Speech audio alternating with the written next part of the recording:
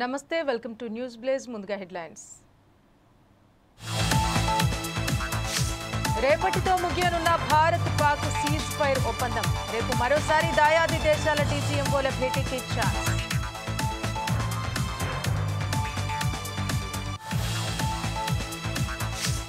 మావోయిస్టుల పట్ల కక్ష ధోరణి సరికాదు నక్సలైట్లతో చర్చలకు కేంద్రం ఓకే చెప్పాలన్న చాడా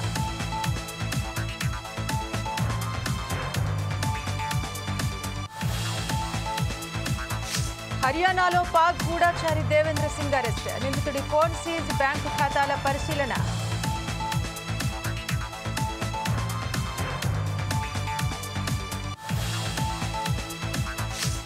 హైదరాబాద్ సుచిత్రలో ఉద్రిక్తత మల్లారెడ్డికి చెందిన భూముల్లో అధికారుల సర్వే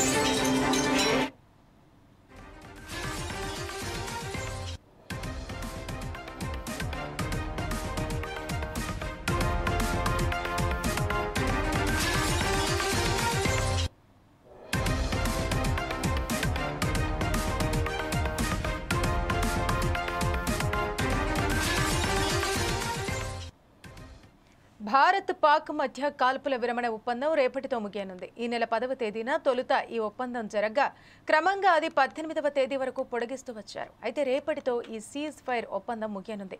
ఈ నేపథ్యంలో ఇరు దేశాల డీజీఎంఓలు రేపు మరోసారి భేటీ అవుతారనే చర్చ జరుగుతోంది. హాట్లైన్ ద్వారా ఈ చర్చలు జరిగే అవకాశం ఉంది. అయితే కాల్పుల విరమణను పొడిగిస్తారా? ఒకవేళ పొడిగిస్తే ఎన్ని రోజులు ఎక్స్టెండ్ చేస్తారనే దానిపై ఉత్కంఠ నెలకొని ఉంది.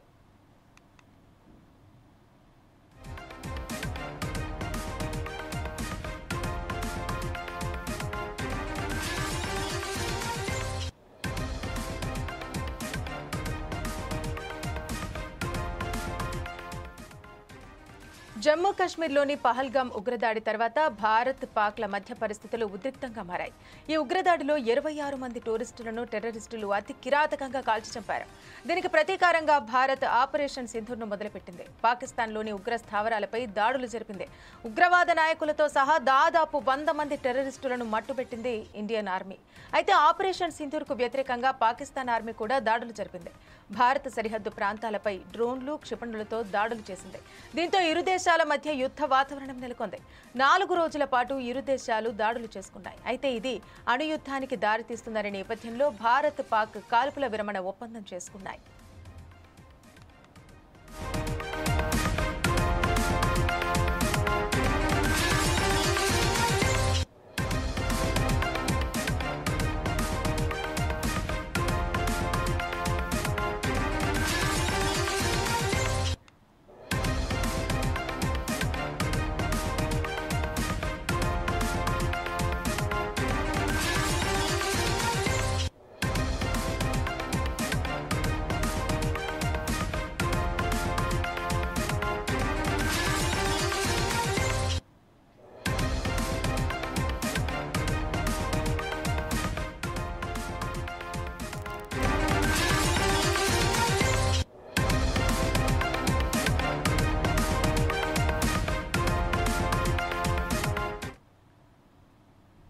భారత్ పాక్ మధ్య కాల్పుల విరమణ ఒప్పందం రేపటితో ముగియనుంది. ఈ నెల 10వ తేదీన తొలుత ఈ ఒప్పందం జరగ్గా క్రమంగా అది 18వ తేదీ వరకు పొడిగిస్తూ వచ్చారు.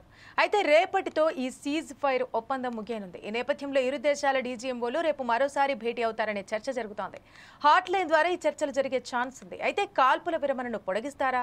ఒకవేళ పొడిగిస్తే ఎన్ని రోజులు ఎక్స్టెండ్ చేస్తారనే దానిపై సర్వత్రా ఉత్కంఠ నెలకొని ఉంది. అయితే దీనికి సంబంధించి మరిన్ని వివరాలు మా ఇన్పుట్ ఎడిటర్ శ్రీనివాస్ అందిస్తారు.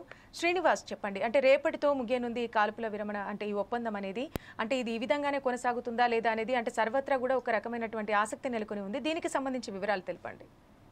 స్రవంతి, ఏదైతే సీజ్ ఫైర్ కాల్పుల విరమణ ఒప్పందానికి సంబంధించి రేపు మరోసారి ఇరు దేశాలకు సంబంధించిన డీజీఎంఓలు అంటే డైరెక్టర్ జనరల్ మిలిటరీ ఆపరేషన్స్ సంబంధించిన ఇరు దేశాలకు, పాకిస్తాన్కు అటు ఇండియాకు సంబంధించిన అధికారులు రేపు మరోసారి హాట్ లైన్లో చర్చలు జరిగే అవకాశం ఉంది ఈ సీజ్ ఫైర్ సంబంధించి.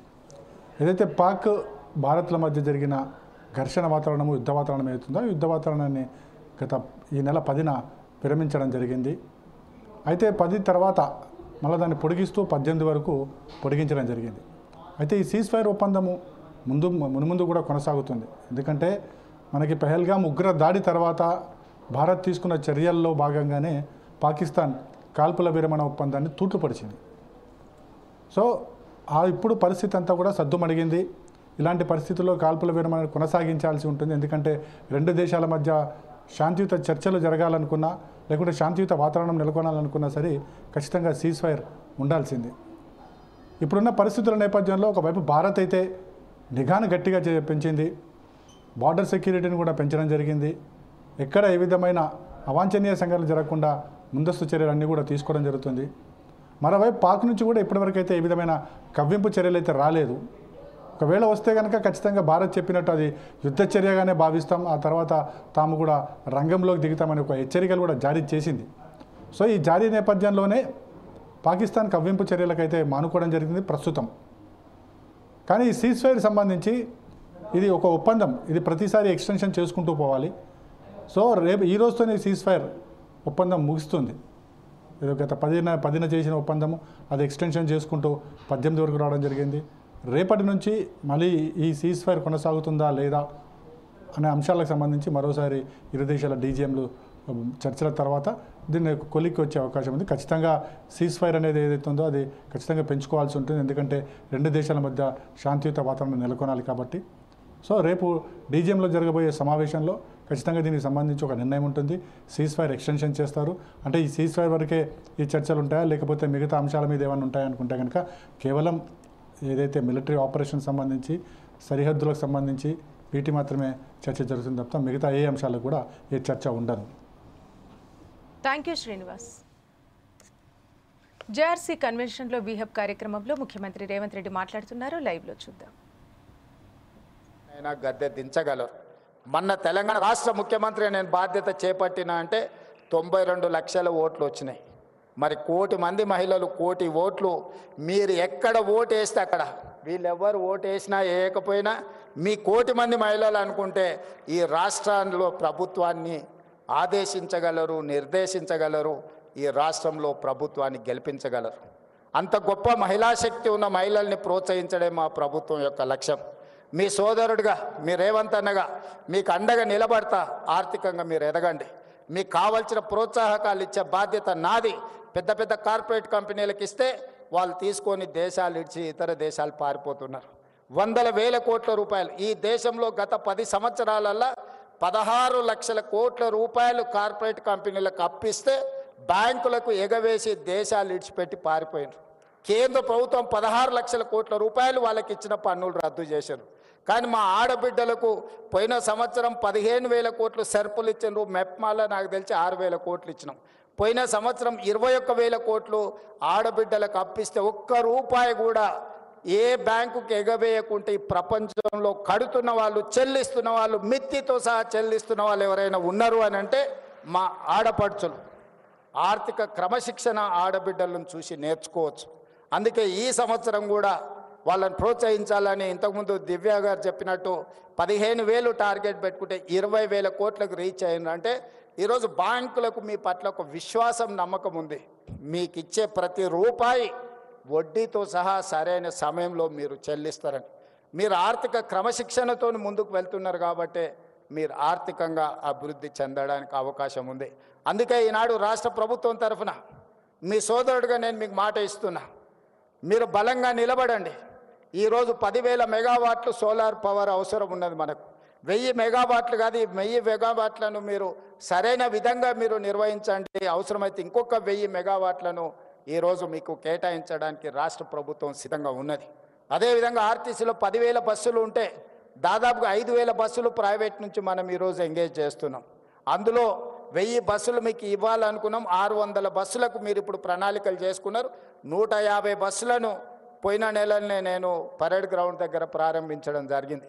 మీరు ఈ 600 బస్సులను తక్షణమే తెచ్చుకొని ఆర్టీసీకి ఎంగేజ్ చేయండి. ఇంకా భవిష్యత్తులో మీకు అదనంగా కూడా మీకు బిజినెస్ వ్యాపారం ఇచ్చి మిమ్మల్ని ప్రోత్సహించడానికి ప్రభుత్వం సిద్ధంగా ఉంది.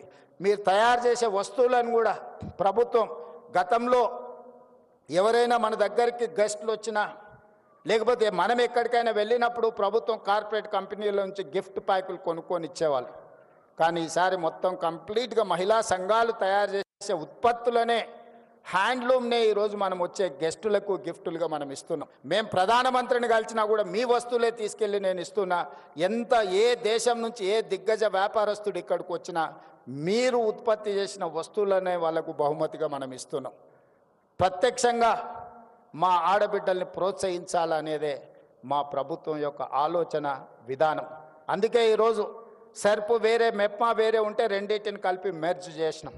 ఈరోజు అర్బన్ ప్రాంతాలు అంటే పట్టణ ప్రాంతాలలో చాలామంది మహిళా సంఘాలలో చేరకుంటూ ఉన్నారు. నేను అధికారులకి వేదిక మీద నుంచి ఆదేశాలు ఇస్తున్నా. గ్రామీణ ప్రాంతాలలో చాలా వరకు మహిళలు సంఘాలలో చేరి సంఘం యొక్క అవకాశాలను వినియోగించుకుంటున్నారు. కానీ పట్టణ ప్రాంతాలలో ఇంకా మహిళలు ఈ సంఘాలలో చేరడం లేదు. ప్రత్యేకంగా ఒక స్పెషల్ డ్రైవ్ పెట్టండి. పట్టణ ప్రాంతాలలో ఉన్న మహిళల్ని కూడా సంఘాలలో సభ్యులుగా చేర్చండి. వాళ్ళందరినీ వ్యాపారాలు చేసుకోవడానికి ప్రోత్సహిద్దాం. ఆడబిడ్డలు వ్యాపారంలో నిలదొక్కున్నప్పుడే ఆ కుటుంబం ఆర్థికంగా నిలబడుతుంది. అదేవిధంగా ఈరోజు మీరు ఐడెంటిటీ కార్డు మహిళలకు ఇస్తున్నట్టున్నారు, కాకపోతే దాంట్లో డేటాబేస్ ఉన్నట్టు లేదు. అందుకే ఈరోజు నేను ఈ ప్రత్యేక సందర్భంలో ప్రతి ఆడబిడ్డకు ఒక క్యూఆర్ కోడ్ అంటే ఒక యూనిక్ నెంబర్, అది మరి సాంకేతికంగా ఎట్లా అభివృద్ధి చేస్తారో సంజయ్ గారు చూడాలి. ప్రతి ఆడబిడ్డకు ఒక ఐడి కార్డ్, ఆమె ఆర్థికపరమైన అంశాల నుంచి ఆరోగ్య సమస్యల వరకు వాళ్ళకి ఏ రకమైన ట్రీట్మెంట్ ఇవ్వాలి, వాళ్ళ హెల్త్ కండిషన్ ఏంది, గతంలో వాళ్ళకి ఏ రకమైన పరీక్షలు వైద్య సహాయం అందించడానికి చేసిండ్రో ఒక్కసారి ఆ కార్డు ఇస్తే హాస్పిటల్కి వెళ్తే అంతకంటే ముందు ఏ రకమైన వైద్య సహాయం అందించిండ్రో వాళ్ళ వివరాలన్నిటిని కూడా అందులో పొందుపరిచే విధంగా వాళ్ళకు ఒక డేటాబేస్ తయారు చేయాలి. ఈ రాష్ట్రంలో ఉన్న 1 కోటి మంది ఆడబిడ్డల యొక్క సంపాదన వ్యాపారంతో పాటు వాళ్ళ ఆరోగ్య సమస్యలు వాళ్ళకి సంబంధించిన మొత్తం డేటాను కూడా మనం కలెక్ట్ చేస్తే వాళ్ళకి ఎక్కడికి వెళ్ళినా, ఎందుకంటే ఆడపడుచులకు ఒక డాక్టర్ దగ్గరికి వెళ్ళినప్పుడు ఆయన అన్ని పరీక్షలు చేస్తాడు, ఏదో మందులు రాసిస్తాడు, జ్వరం తగ్గగానే ఈ పేపర్లు ఎక్కడో పోతాయి. మళ్ళీ సంవత్సరానికి ఇంకొక హాస్పిటల్కి పోయినప్పుడు ఆయన అన్ని పరీక్షలకు మళ్ళీ ఛార్జ్ చేస్తాడు. దాంతో ఏమవుతుంది అని అంటే వాళ్ళకి ట్రాక్ రికార్డ్ కూడా ఉండడం లేదు. గతంలో వీళ్ళకి ఏం సమస్య ఉండే, ఎలాంటి వైద్యాన్ని అందించడం, వీళ్ళకి ఎలాంటి ఆరోగ్య పరిస్థితులు ఉన్నాయనే ఒక మొత్తం ఎలాంటి వివరాలు లేకుండా పోతుంది. అందుకే ఈరోజు రాష్ట్ర ప్రభుత్వం ప్రత్యేకమైన దృష్టి పెట్టి నేను దివ్యా రాజేంద్రన్ గారికి సూచన చేస్తున్నా, ఈ డేటాబేస్ కలెక్ట్ చేయండి, వాళ్ళ హెల్త్ చెకప్ చేయించండి, వాళ్ళ కంప్లీట్గా హెల్త్ ప్రొఫైల్ బిల్డ్ చేయండి. ప్రతి సంవత్సరం ఒకసారి వాళ్ళకు పూర్తి స్థాయిలో ఆరోగ్య పరీక్షలు చేయించగలిగినప్పుడు ఈ ఆడబిడ్డలకు వాస్తవంగా వాళ్ళ ఆరోగ్యం దెబ్బతిన కంటే ముందే మనం నియంత్రించవచ్చు. వచ్చిన తర్వాత వాళ్లకు వైద్య సహాయాన్ని అందించడం కాదు, వాళ్ళకు ఆరోగ్య సమస్యలు రాకుండానే ముందుగానే వాళ్లకు మనము ఆరోగ్యపరమైన సూచనలు చేయడమే కాకుండా అవగాహన కల్పించి వాళ్ళకు అవసరమైన ఆరోగ్య భద్రత రాష్ట్ర ప్రభుత్వం కల్పిస్తుంది. వీటికి సంబంధించి అదేవిధంగా వాళ్ళ వ్యాపారాలను ప్రోత్సహించడానికి కూడా వాళ్ళ ఇండివిజువల్ ఉన్న నైపుణ్యం ఏంది, వ్యక్తులకు కొన్ని నైపుణ్యాలు ఉంటాయి, వాటన్నిటిని కూడా మనం కలెక్ట్ చేసుకోగలిగితే ఆ రంగంలో వాళ్ళని ప్రోత్సహించడానికి అవకాశం ఉంటుంది. ఇవన్నీ కూడా ఆడబిడ్డలను ఈరోజు ప్రోత్సహించడానికి రాష్ట్ర ప్రభుత్వం ప్రయత్నం చేస్తుంది. వచ్చే ఎన్నికల్లో మీ ఓట్లతోనే మళ్ళీ ప్రభుత్వాన్ని ఏర్పాటు చేయాలని మా పార్టీ మా ప్రభుత్వం అనుకుంటుంది. ప్రతి ఆడబిడ్డను 1 కోటి మందిని ఇందులో సభ్యులుగా చేర్చి ఆ 1 కోటి ఓట్లతోనే రెండోసారి ప్రభుత్వాన్ని ఏర్పాటు చేసి మిమ్మల్ని 1 కోటి మందిని కోటీశ్వర్లను చేసే బాధ్యత తీసుకుంటామని తెలియజేస్తూ మీ అందరి దగ్గర సెలవు తీసుకుంటున్నా. మీ అందరికీ మనస్ఫూర్తిగా ధన్యవాదాలు.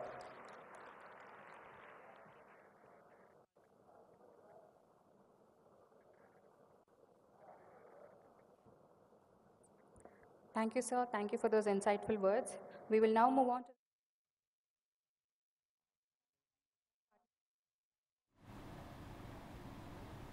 నక్సలైట్లు శాంతి చర్చలకు సిద్ధమన్నా చర్చించకుండా కక్ష ధోరణితో కేంద్ర హోంమంత్రి అమిత్ షా వ్యవహరిస్తున్న తీరు సరికాదని సిపిఐ జాతీయ కార్యవర్గ సభ్యుడు చాడ వెంకటరెడ్డి అన్నారు. ఆపరేషన్ కగార్ పేరుతో నక్సలైట్లను అంతం చేయటమే లక్ష్యంగా కేంద్ర ప్రభుత్వం వ్యవహరించడం దారుణమని అన్నారు. ఇప్పటికే వందల మంది మావోయిస్టులను చంపడం రాజ్యాంగ విరుద్ధమని ఆందోళన వ్యక్తం చేశారు. అమిత్ షా రాజ్యాంగ వ్యతిరేకంగా వ్యవహరిస్తున్నారంటూ ఆరోపించారు. వామపక్ష పార్టీలన్నీ ఆపరేషన్ కగార్ను తీవ్రంగా ఖండిస్తున్నాయని, నక్సలైట్లతో మోదీ అమిత్ షా శాంతి చర్చలకు సిద్ధం కావాలంటూ కోరారు. సిద్దిపేట జిల్లా అక్కన్నపేట మండలం గోవర్ధనగిరిలో సిపిఐ మండల మహాసభలో ముఖ్య అతిథిగా చాడ వెంకటరెడ్డి పాల్గొన్నారు. అంతకుముందు గ్రామంలో కార్యకర్తలతో కలిసి భారీ ర్యాలీ నిర్వహించారు. ఆపరేషన్ సింధూర్తో పాక్లోని ఉగ్రవాద శిబిరాలను ధ్వంసం చేసి ఉగ్రవాదులను అంతం చేయడం ప్రపంచ శాంతికి శుభ పరిణామమని అన్నారు చాడ. భారతదేశం శాంతిని కోరు ప్రదేశం, ప్రపంచ శాంతి వర్ధిల్లాలని పాకిస్తాన్ మొదటి నుంచి కూడా ఉగ్రవాదులకి, టెర్రరిస్టులకి అండదండలు ఇస్తూ వాళ్ళని ప్రోత్సహిస్తూ పక్క దేశమైన మన దేశం పైన కాల్దువుతూ దాడులు చేస్తూ భయక్రాంతకు గురి చేస్తున్నటువంటి దుర్మార్గమైన చర్య పాల్పడుతున్న విషయం ప్రపంచానికి తెలిసిపోయింది. ఈ మధ్య జమ్మూ కాశ్మీర్లో జరిగినటువంటి యాత్రకు పోయినటువంటి 28 మందిని పుట్టను పెట్టుకొని ఎవరెవరో తెలియదు, పసిపిల్లలను కూడా లెక్క చేయకుండా వాళ్ళు కాల్ చెప్పినటువంటి దుర్గతం. అయితే ఇప్పటికీ మొన్న పాకిస్తాన్ మళ్ళీ శాంతి ఒప్పందం చేసుకున్నారు, యుద్ధం మరి శాంతి నెలకొల్పాలని, యుద్ధం ఆపుకోవాలని మళ్ళీ అయినా కవించారు పడ్డారు. ఇప్పుడేమో మరి నక్సలైట్ కగార్ పేరుతో ఈ మావోయిస్టులను అంతం చేయడమే లక్ష్యంగా బాణాన్ని ఎక్కిపెట్టి లేదా తూటాన్ని ఎక్కిపెట్టి చేస్తున్న పరిస్థితి. అమిత్ షా మాటలు చూస్తూ ఉంటే అయితే మీరు లొంగిపోండి, లేకపోతే మేము చంపేస్తామన్నట్టుగా పరిస్థితి హెచ్చరిక కనపడతాం. రాజ్యాంగం ఎందుకున్నది? చర్చలు జరిగితేనే సమస్య పరిష్కారం అయింది. శాంతి చర్చలు సిద్ధమని వాళ్ళు ప్రకటించిన తర్వాత కూడా చర్చించకుండా మొండిగా మరి కక్ష దోరింపు వైఖరితో కేంద్ర ప్రభుత్వం మోడీ అమిత్ షా వివరించడం దీన్ని తీవ్రంగా ఖండిస్తున్నాం. అందుకనే ప్రజలందరూ కూడా ప్రజాస్వామ్యంలో కూడా కళ్ళు తెరవాలా. ఇప్పటికే వామపక్ష ప్రగతిశీల ప్రజాతంత్ర శక్తులు ఎక్కడికక్కడికి ఈ కేంద్ర ప్రభుత్వ తీర్దేళ్లు కగార్ ఆపరేషన్ ఖండిస్తున్నాయి. శాంతి చర్చలకు మన ప్రభుత్వం సిద్ధం కావాలని కోరుతున్నాయి. అందుకనే మోడీ అమిత్ షాను ఆలోచన చేసుకొని, మంత్రులు ఆలోచన చేసుకొని అయినా కూడా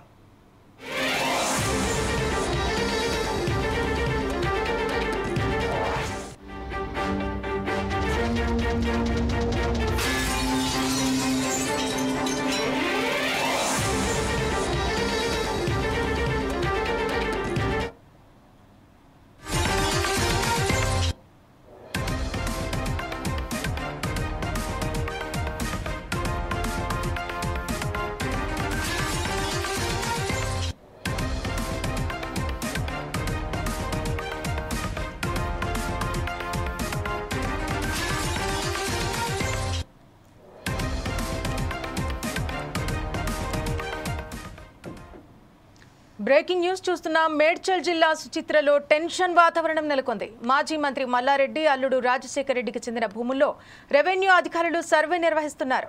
సర్వే నెంబర్ 82లోని 1.72 ఎకరాల్లో సర్వే చేస్తున్నారు. ఇదే సర్వే నెంబర్లోని తమ స్థలాన్ని కబ్జా చేశారంటూ గతేడాది మే 19వ తేదీన శ్రీనివాస్ అనే వ్యక్తి ఫిర్యాదుతో కేసు నమోదైంది. అయితే కోర్టు తీర్పుతో ఇవాళ భారీ బందోబస్తు మధ్య రెవెన్యూ అధికారులు సర్వే నిర్వహిస్తున్నారు. మరోవైపు సమాచారం అందుకున్న బీఆర్ఎస్ కార్యకర్తలు, మల్లారెడ్డి అనుచరులు భారీగా అక్కడికి చేరుకుంటున్నారు. దీంతో ఏ క్షణమైనా గొడవ జరిగే అవకాశం ఉండటంతో పోలీసులు ముందస్తు చర్యలు చేపట్టారు. అటుగా వెళ్లే అన్ని రోడ్లను బారికేడ్లతో మూసివేశారు.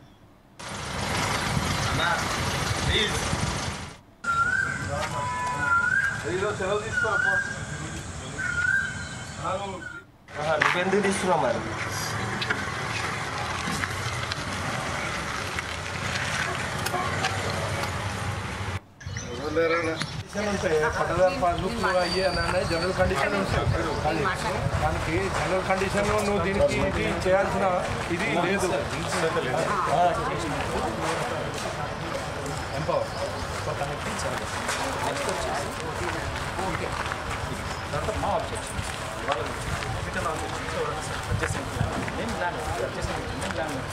ఇక్కడ ఇస్తూ what is prices then we have some percent. These are 3 points that we have to do. అదే స్పీకింగ్ ఆర్డర్స్ మీరేనాడు ఇది చేయాలి మీకేమి మీరు కోర్టులో చెప్పుకునేది ఉండేది కోర్టులో చెప్పుకోండి రేపు చెప్పుకోండి ఆర్డర్ మీద అవన్నీ జనరల్ సైటేషన్స్ నువ్వు వకీల్ ఉంటాయి పట్టదారు పాస్బుక్లు అయ్యి అని జనరల్ కండిషన్ ఉంటాయి కానీ దానికి జనరల్ కండిషన్లో నువ్వు దీనికి ఇది చేయాల్సిన ఇది లేదు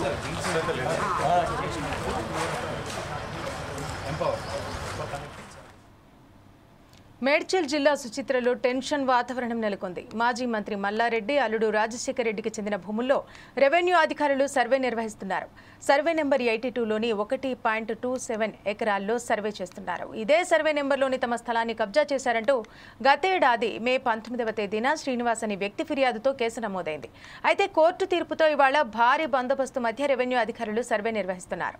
మరోవైపు సమాచారం అందుకున్న బీఆర్ఎస్ కార్యకర్తలు మల్లారెడ్డి అనుచరులు భారీగా అక్కడికి చేరుకున్నారు. దీంతో ఏ క్షణమైనా గొడవ జరిగే అవకాశం ఉండటంతో పోలీసులు ముందస్తు చర్యలు చేపట్టారు. అటుగా వెళ్లే అన్ని రోడ్లను బారికేడ్లతో మూసివేశారు. ఇక దీనికి సంబంధించి మరిన్ని వివరాలు మా ప్రతినిధి లెనిన్ అందిస్తారు. లెనిన్, చెప్పండి, అక్కడ పరిస్థితి ఏ విధంగా ఉంది? మల్లారెడ్డి అనుచరులు చేరుకున్నారు, బీఆర్ఎస్ కార్యకర్తలు కూడా చేరుకున్నారు. అసలు అక్కడ ఎటువంటి రకమైన ఆందోళన వాతావరణం ఏమైనా కనిపిస్తోందా? Okay, right Sravanthi.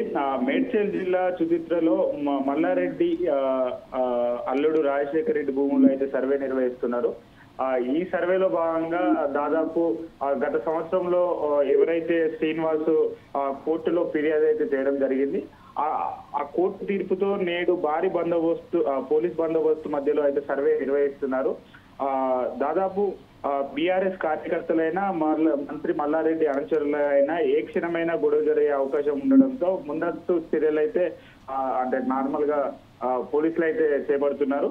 అలానే మేడ్చల్ జిల్లా సుచిత్రలో అంటే అక్కడ ఉన్నటువంటి టెన్షన్ వాతావరణం అయితే నెలకొంది. మాజీ మంత్రి మల్లారెడ్డి అల్లుడు రాజశేఖర రెడ్డి చెందిన భూముల్లో రెవెన్యూ అధికారులు సర్వే నిర్వహిస్తున్నారు. సర్వే నెంబరు 82లోని 1.27 ఎకరాల్లో సర్వే చేస్తున్నారు. ఇదే సర్వే నెంబర్లో తమ స్థలాన్ని కబ్జా చేశారంటూ గత ఏడాది మే 19 శ్రీనివాస్ అనే వ్యక్తి ఫిర్యాదు కేసు నమోదు చేశారు. అయితే కోర్టు తీర్పుతో ఇవాళ భారీ బందోబస్తు మధ్య రెవెన్యూ అధికారులు అయితే సర్వే నిర్వహిస్తున్నారు. మరోవైపు సమాచారం అందుకున్న బీఆర్ఎస్ కార్యకర్తలు మల్లారెడ్డి అనుచరులు భారీగా అక్కడికి చేరుకుంటున్నారు. దీంతో ఏ క్షణమైనా గొడవ జరిగే అవకాశం ఉంది అని చెప్పేసి కూడా పోలీసులు అయితే ముందస్తుగా భారీ బందోబస్తును అయితే ఏర్పాటు చేశారు. Sravanthi. Thank you Lenin. Order మీద అవన్నీ జనరల్ సైటేషన్స్ నువ్వు వకీల్ ఉంటాయి పట్టదారు పాస్బుక్లు అయ్యి అని జనరల్ కండిషన్ ఉంటాయి కానీ దానికి జనరల్ కండిషన్లో నువ్వు దీనికి ఇది చేయాల్సిన ఇది లేదు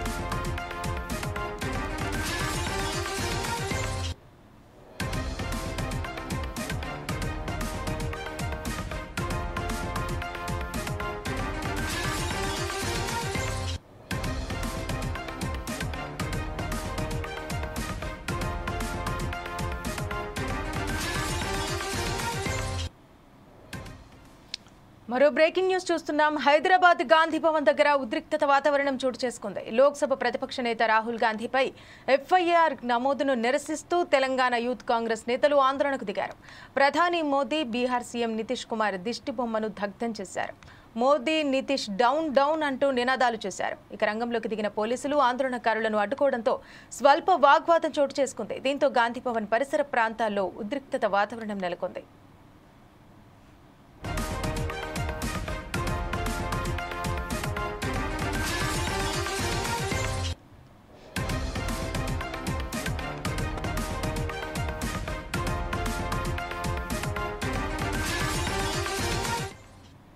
హైదరాబాద్ గాంధీ భవన్ దగ్గర ఉద్రిక్తత చోటు చేసుకుంది. లోక్సభ ప్రతిపక్ష నేత రాహుల్ గాంధీపై ఎఫ్ఐఆర్ నమోదును నిరసిస్తూ తెలంగాణ యూత్ కాంగ్రెస్ నేతలు ఆందోళనకు దిగారు.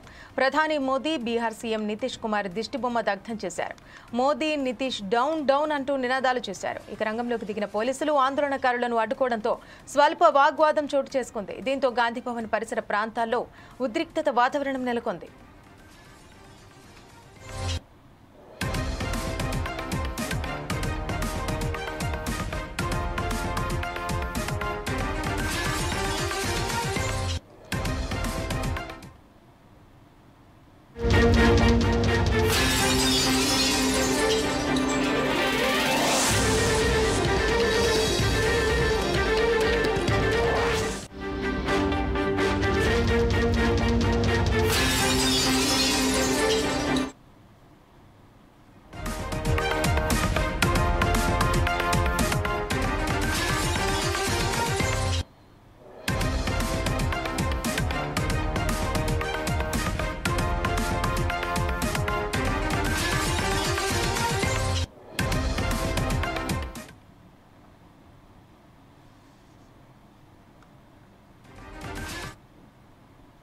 మిస్ వరల్డ్ పోటీల్లో భాగంగా గచ్చిబౌలి ఇండోర్ స్టేడియంలో స్పోర్ట్స్ ఫైనల్స్ కార్యక్రమం జరిగింది.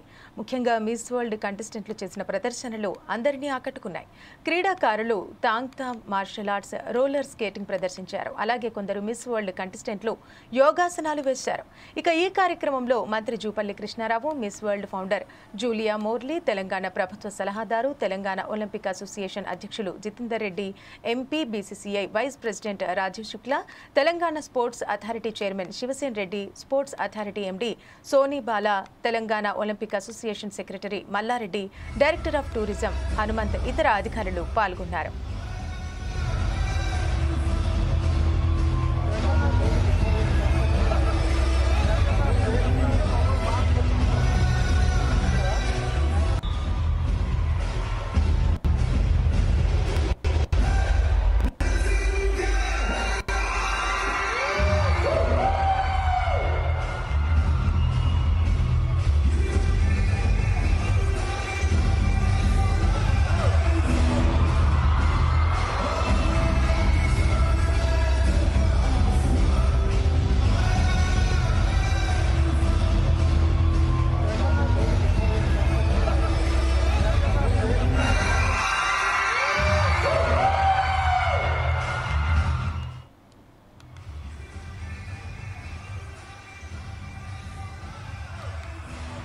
మిస్ వరల్డ్ పోటీల్లో భాగంగా గచ్చిబౌలి ఇండోర్ స్టేడియంలో స్పోర్ట్స్ ఫైనల్స్ కార్యక్రమం జరిగింది. ముఖ్యంగా మిస్ వరల్డ్ కంటెస్టెంట్లు చేసిన ప్రదర్శనలు అందరినీ ఆకట్టుకున్నాయి. క్రీడాకారులు తాంగ్తా మార్షల్ ఆర్ట్స్, రోలర్ స్కేటింగ్ ప్రదర్శించారు. అలాగే కొందరు మిస్ వరల్డ్ కంటెస్టెంట్లు యోగాసనాలు వేశారు. ఇక ఈ కార్యక్రమంలో మంత్రి Jupally Krishna Rao, Miss World founder Julia Morley, Telangana ప్రభుత్వ సలహాదారు, తెలంగాణ ఒలింపిక్ అసోసియేషన్ అధ్యక్షులు Jithender Reddy, MP, BCCI vice president Rajeev Shukla, Telangana Sports Authority chairman Shivasena Reddy, Sports Authority MD Soni Bala, Telangana Olympic Association secretary Malla Reddy, director of tourism Hanumanth, ఇతర అధికారులు పాల్గొన్నారు.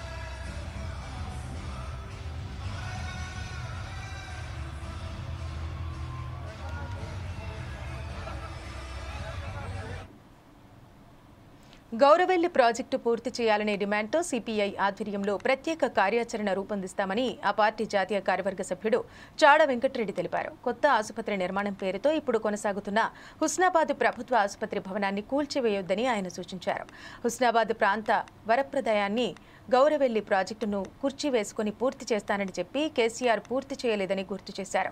కాంగ్రెస్ అధికారం చేపట్టి 2 ఏళ్లు గడుస్తున్నప్పటికీ ఎక్కడ వేసిన గొంగలి అక్కడే అన్న చందంగా ప్రాజెక్టు పరిస్థితి మారిందని అన్నారు. మంత్రి పొన్నం ప్రభాకర్ 437 కోట్ల నిధులు తీసుకువచ్చుకున్నారంటే తప్ప ప్రాజెక్టు పనులు పూర్తి చేయటం లేదని ఆరోపించారు. సరే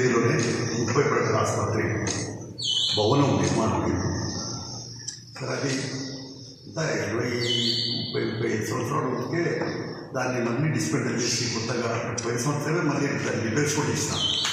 రిపేర్ చేయాల్సి లేదు, 50 లక్షలు ఇస్తాం. అది మళ్ళీ బిల్డింగ్ కొట్టించాం. ఏంటంటే పక్కన ఖాళీ ప్లేస్లో ఎక్స్పాన్షన్ పెద్ద బిల్డింగ్ కట్టడానికి అవకాశం ఉన్నప్పుడు ఇప్పుడు రోగులకు ఇబ్బంది కలగకుండా ఉంటుంది, వీళ్ళకి ట్రీట్మెంట్ తయారు చేసి జరగడానికి ఆస్కారం ఉంటుంది. కాబట్టి దీన్ని కూడగొట్టకుండా అంటే ప్రభుత్వ వృధాగా ఉందని చెప్పి మేము ప్రభుత్వాన్ని విజ్ఞప్తి చేస్తూ మంత్రి గారు కూడా లేఖ రాస్తాం.